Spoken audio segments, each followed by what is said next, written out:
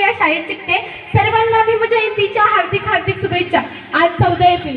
14 April ही फक्त तारीख नाही तर एका वादळाचा आरंभ बिंदू आहे. एका युगाची सुरुवात आहे. एका जिवंत संघर्षाचा प्रारंभ आहे. या संघर्षाला सुरुवात झाली 14 एप्रिल 1891 रोजी.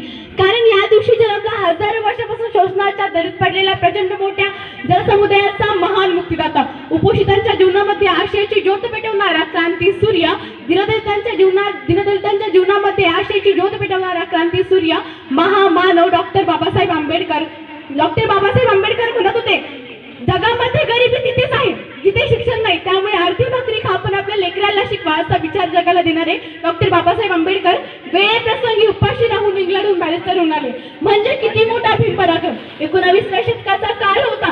गोरगरिबांसाठी अत्यंत भयंकर होता. त्यांना पिण्यासाठी पाणी, खाण्यासाठी भाकरी, राहण्यासाठी घरही नव्हते.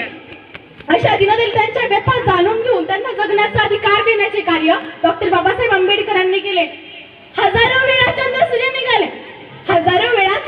निघाले, पण प्रकाशाचा अर्थच कळाला नाही. जेव्हा डॉक्टर बाबासाहेब आंबेडकर तुम्ही जन्माला आलेच नसते तर आजही जगण्याचा अर्थ कळला नसता. अर्थ कळला नसता. अंधार सुद्धा त्यांच्या नशिबात त्यांना प्रकाशाचे दान दिले. किती मानू उपकार बाबासाहेब तुमचे. तुम्हीच या भारताला संविधान दिले.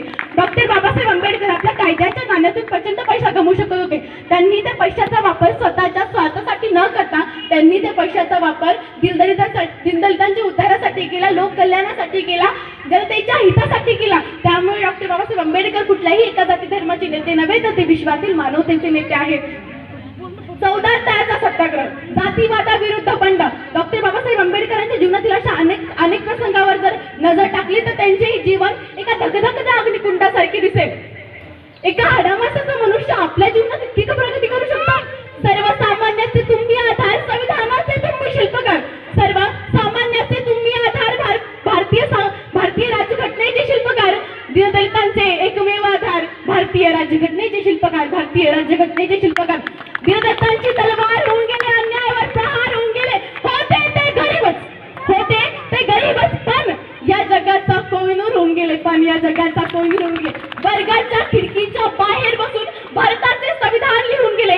खरंच डॉक्टर बाबासाहेब आंबेडकर एक देवच होऊन गेले.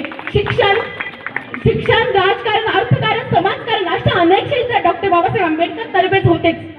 मसुदा समितीच्या अध्यक्षपदाच्या माध्यमातून त्यांनी लोकशाही राष्ट्राचे महान कार्य केले. म्हणजेच त्यांनी भारताचे महान संविधान लिहिले. संविधान हे महान आहे कारण ते धर्माच्या पलीकडे जाऊन माणसाला महत्त्व देते. त्यात सर्व माणसे समान आहे. त्यामध्ये प्रत्येकाला स्वतःचा अधिकार आहे जो हजारो वर्षापासून जनसमुदायाने नाकारला गेला होता. मी होण्यानं भारतीय संविधानात भीमरावांनी केले कार्य महान. साऱ्या देशात चाले माझ्याच भीमाचा विमान.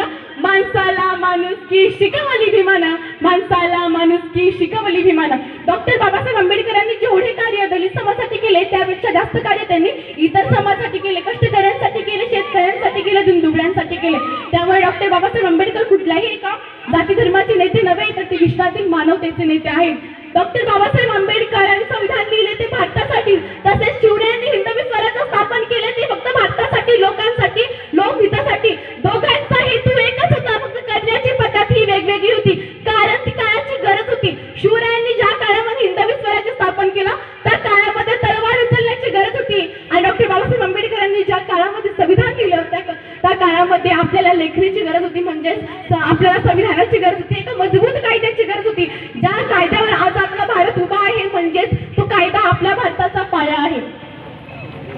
आजच्या दिवशी डॉक्टर बाबासाहेब आंबेडकरांचा विचार शिका, संघटित व्हा आणि संघर्ष करा हा विचार अभ्यासूया आणि डॉक्टर बाबासाहेब आंबेडकरांच्या विचारातील भारत देश बनवण्यास सज्ज होऊया.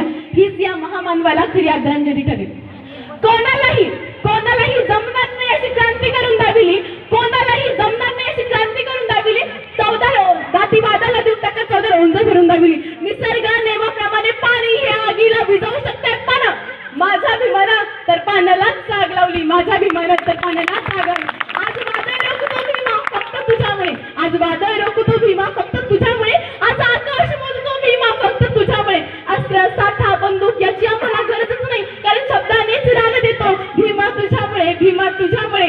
जेव्हा डॉक्टर बाबासाहेब आंबेडकर यांना लोकशाही अण्णाभाऊसाठी आपले गुरु म्हणायचे आणि लोकशाही अण्णाभाऊसाठी आपल्या गुरुचं वर्णन करत असताना इतके सुंदर शब्दात म्हणतात, जगपटाला घालून घावं, जगपटाला घालून घावं, सांगून गेले मत भीम राहावं, कारण गुलामगिरी परवार, गुलामगिरीच्या या चिखलात कसा ऋतून बसलाय राव, अंग झाडून निघ बाहेर, कारण गुलामगिरी परवार, कारण गुलामगिरी परवार. अशा सुंदरशा शब्दात लोकशाही अण्णाभाऊसाठी आपल्या गुरुचं वर्णन करायचे.